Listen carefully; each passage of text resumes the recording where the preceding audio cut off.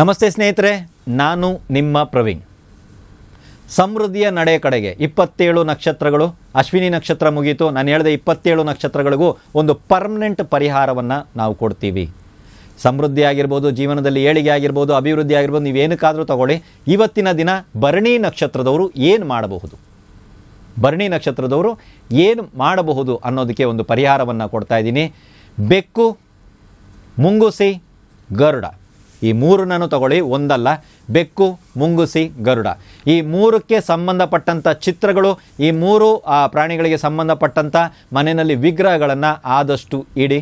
ಈ ಮೂರರಲ್ಲಿ ಯಾವ ಪ್ರಾಣಿ ಅಥವಾ ಪಕ್ಷಿಗೆ ನಿಮ್ಮ ಕೈಯಿಂದ ಏನಾದರೂ ಆಹಾರವನ್ನು ಕೊಡೋಕ್ಕಾದರೆ ಕೊಡಿ. ಆದರೆ ಮಾತ್ರ ಕೊಡಿ, ಅದಕ್ಕಂತ ಹುಡ್ಕೊಂಡು ಹೋಗಬೇಡಿ, ಆದರೆ ಮಾತ್ರ ಕೊಡಿ.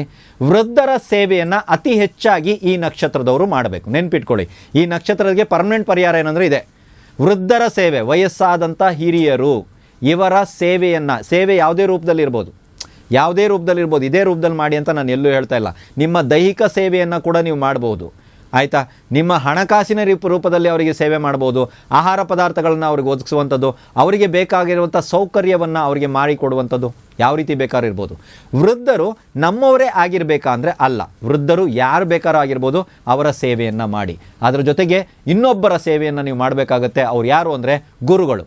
ಗುರುಗಳ ಸೇವೆಯನ್ನು ಅತಿ ಹೆಚ್ಚಾಗಿ ಮಾಡಿದಷ್ಟು ಭರಣಿ ನಕ್ಷತ್ರದ ಲೈಫಲ್ಲಿ ಬಹಳಷ್ಟು ಬದಲಾವಣೆಗಳು ಪರ್ಮನೆಂಟ್ ಪರಿಹಾರ ರೂಪದಲ್ಲಿ ನಾನು ಇದನ್ನು ಕೊಡ್ತಾ ಇದ್ದೀನಿ. ಖಂಡಿತವಾಗಲೂ ಬದಲಾವಣೆಗಳು ಬರ್ತವೆ. ಇಲ್ಲೂ ಒಂದು ಕಿವಿ ಮಾತು ನಂದಿದೆ. ಯಾವುದೇ ಒಬ್ಬ ಗುರುಗಳನ್ನು ತಾವು ಹಿಡಿದಾಗ ಆ ಗುರುಗಳ ಹತ್ರನೇ ದಯವಿಟ್ಟು ನಿಂತ್ಕೊಳ್ಳಿ. ಕೆಲವರು ದತ್ತಗುರುಗಳನ್ನ ಹಿಡಿತೀರಾ, ದತ್ತಗುರುಗಳು ಅಲ್ಲಿ ಹೋಗೋಕ್ಕಾಗದಿದ್ದಂಥ ಪಕ್ಷದಲ್ಲಿ ಶಿರಡಿ ಸಾಯಿಬಾಬಾನ ಹಿಡಿತೀರಾ, ಶಿರಡಿ ಸಾಯಿಬಾಬಾ ಹತ್ರ ಹೋಗೋಕ್ಕಾಗದಿದ್ದ ಪಕ್ಷದಲ್ಲಿ ರಾಘವೇಂದ್ರ ಸ್ವಾಮಿಗಳನ್ನ ಹಿಡಿತೀರಾ. ಈ ರೀತಿ ಗುರುಗಳನ್ನು ಬದಲಾವಣೆ ಮಾಡಿಕೊಂಡು ಬರ್ತಾ ಇರ್ತೀರಾ. ದಯವಿಟ್ಟು ನಾನು ಹೇಳೋ ಥರ ಮಾಡಿ.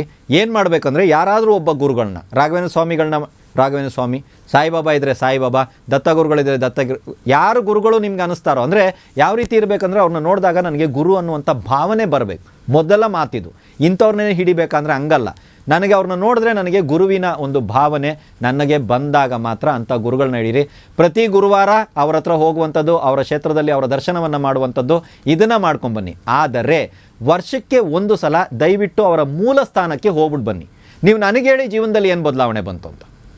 ತುಂಬ ಜನ ಹೋಗ್ತಾ ಇದ್ದಾರೆ, ನಾನು ನೋಡ್ತಾ ಇದ್ದೀನಿ. ಗುರುವಾರ ಹೋಗ್ತಾ ಇದ್ದೀರಾ, ವರ್ಷಕ್ಕೊಂದು ಸಲ ಹೋಗಿದ್ದೀರಾ, ಮೂಲ ಸ್ಥಾನದಲ್ಲಿ ಒಂದು ರಾತ್ರಿ ಕಳೆದಿದ್ದೀರಾ, ನನಗೆ ಹೇಳಿ. ಈಗ ಏನು ಮಾಡ್ತಾ ಇಲ್ಲ ರಾಯರು ನಮಗೆ ಅಂತ ಹೇಳಿ ನೋಡೋಣ. ಇಲ್ಲವೇ ಇಲ್ಲ, ಇದೆಲ್ಲ ಯಾರೂ ಕೊಡಿಲ್ಲ. ನೀವೇನು ಮಾಡಿ, ಇಲ್ಲಿ ಬಾಬಾ ಹತ್ರ ಹೋಗ್ತಾ ಇದ್ದೀರಾ, ವರ್ಷಕ್ಕೊಂದ್ಸಲ ದಯವಿಟ್ಟು ಶಿರಡಿಗೆ ಹೋಗಿ. ವರ್ಷಕ್ಕೊಂದ್ಸಲ ಒಂದು ರಾತ್ರಿ ಅಲ್ಲಿ ತಂಗಿ ಬನ್ನಿ, ನನಗೆ ಹೇಳಿ ಈ ವರ್ಷಕ್ಕೂ ಬರೋ ವರ್ಷಕ್ಕೂ ನಿಮ್ಮ ಜೀವನದಲ್ಲಿ ಏನೇನು ವ್ಯತ್ಯಾಸ ಆಯಿತು, ನಿಮ್ಮ ಲೈಫಲ್ಲಿ ಏನೇನು ಬದಲಾವಣೆ ಆಯಿತು ಅಂತ.